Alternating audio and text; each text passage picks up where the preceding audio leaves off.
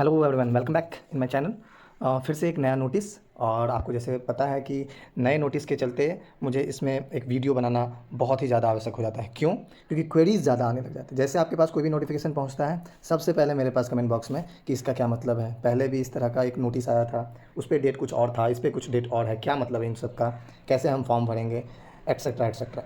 तो उसके लिए हमें इस वीडियो को बनाना पड़ रहा है। और समराइज टर्म में छोटा सा वीडियो है, बस समझने के लिए आपको। ये नया जो लेटर आया है 22 अगस्त 2023 को, जिसका देखो एक यहाँ पर लिखा हुआ है संशोधित पत्र। संशोधित पत्र मतलब कि फिर से पुराने ही कोई डेट को चेंज करके आपको जानकारी दिया जा रहा है। तो इस लेटर में बहुत कुछ है, हम समराइज टर्म में आपको बताना चाहेंगे, जो कि आपका नया डेट और ये कुछ आपके डैशबोर्ड पे नया date, online marks entry, CTTA TW term work जिसको बोलते हैं, प्रैक्टिकल एक्सेट्रा, सारा वो कॉलेज अथॉरिटी के का काम है। वो इस पे 2 से 5 तक आपका कोई काम नहीं है। ठीक है, तो आ जाते हैं नंबर 2 पे।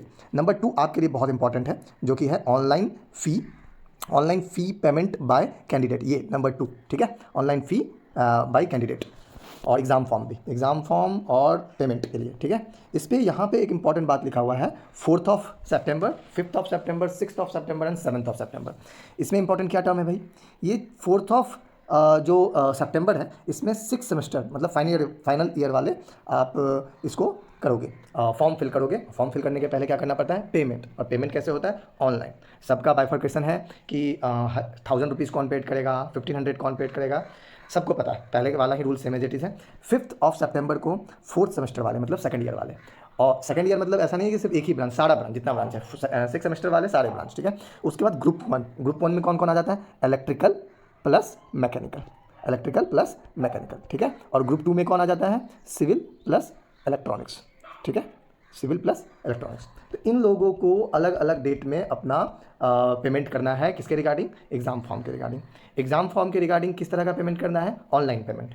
और आपको पिछले बार का या उससे पिछले बार का आपको एग्ज़ाम के टाइम में जो ट्रांजेक्शन डिक्लाइन हो रहा था या ट्रांजेक्शन फंस जा रहा था किन्हीं बच्चों का, आज ट्रांजेक्शन किए उनका शो नहीं कर रहा किसी कारणवश, नेट का भी इशू होता है, बैंक का भी इशू होता है, OTP का इशू होता है, और भी ढेर सारा इशू, सर्वर प्रॉब्लम है।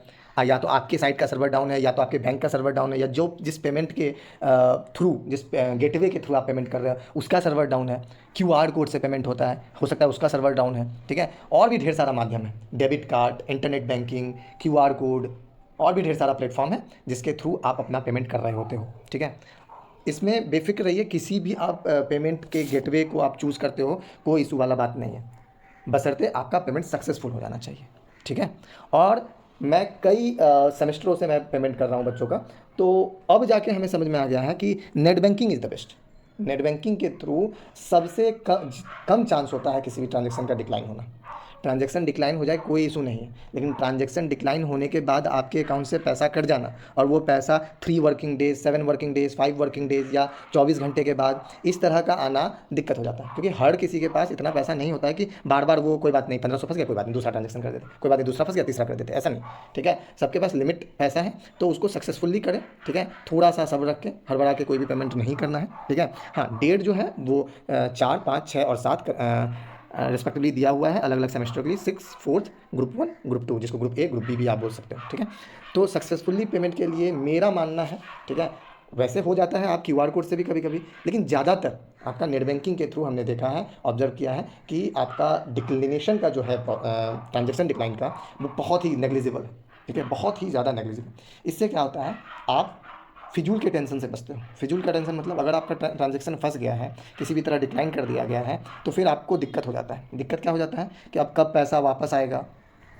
ठीक है, इस तरह के सारे चीज़ों को हम क्या करते हैं, दिक्कत आने लग जाता है, और हम टेंशन में आ जाते हैं, उस चीज़ को सोचने लग जाते हैं। ठीक है, आता तो होता है लेकिन वही ट्रांजेक्शन फंस जाता है। ठीक है, तो इन चारों डेट के लिए सक्सेस, इस बार हमने क्या किया है, मेन मुद्दे पर आते हैं।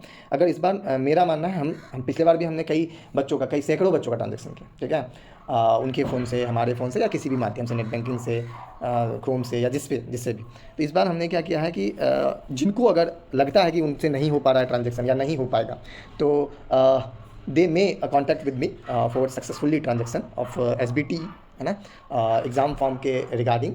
आप अगर मेरे से ट्रांजेक्शन करवाना चाहो तो आप बेफिक्र होकर मुझसे कांटेक्ट कर सकते हो, मेरे व्हाट्सअप पे कांटेक्ट कर सकते हो। मेरा व्हाट्सअप नंबर आपके पास होना ही चाहिए, होगा, नहीं होगा तो आप किसी न किसी के माध्यम से फ्रेंड से ले सकते हो, ठीक है। तो वो व्हाट्सएप नंबर पे आप कांटेक्ट कर सकते हो फॉर पेमेंट। तो पेमेंट क्या होगा, इससे क्या होगा कि आपका पेमेंट सक्सेसफुल होने का चांस ज़्यादा बढ़ जाएगा, ठीक है। आप फिजूल के टेंशन से बच पाओगे। या तो आप नज़दीकी कैफ़े में चले जाओ, नज़दीकी कैफ़े में चले जाओ, वहाँ पे भी हो रहा होगा, या कोई एक्सपीरियंस बंदा जो कर रहा होता है ट्रांजेक्शन, क्योंकि ट्रांजेक्शन OTP आया, अभी आप 10 मिनट के बाद OTP डाल रहे हो तो पैसा तो कटना ही है, लेकिन फिर वही आपका सक्सेसफुल नहीं होगा। तो बहुत चीज़ों को ध्यान में रखना पड़ता है, ठीक है। तो ये छोटा सा वीडियो, फिर बाकी जो डेट्स हैं आप स्क्रीन पे जो देख रहे हो डेट, वो कुछ नहीं है, वो एडमिट कार्ड डाउनलोड का है, अटेंडेंस सीट आपके लिए नहीं है, प्रैक्टिकल एग्जाम का डेट आपके लिए इंपॉर्टेंट है 13 to 16, 13 सितंबर से 16 सितंबर, और आपका ये मेन पेपर 19 से 30 ऑफ सितंबर, सबसे इंपॉर्टेंट पेपर आपका थ्योरी पेपर जो होने वाला है उसका डेट वगैरह दिया हुआ है, ठीक है।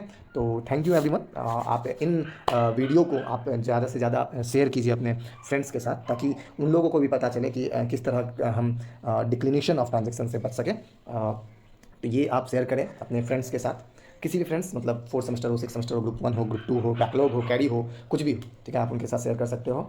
और please subscribe for further important notice.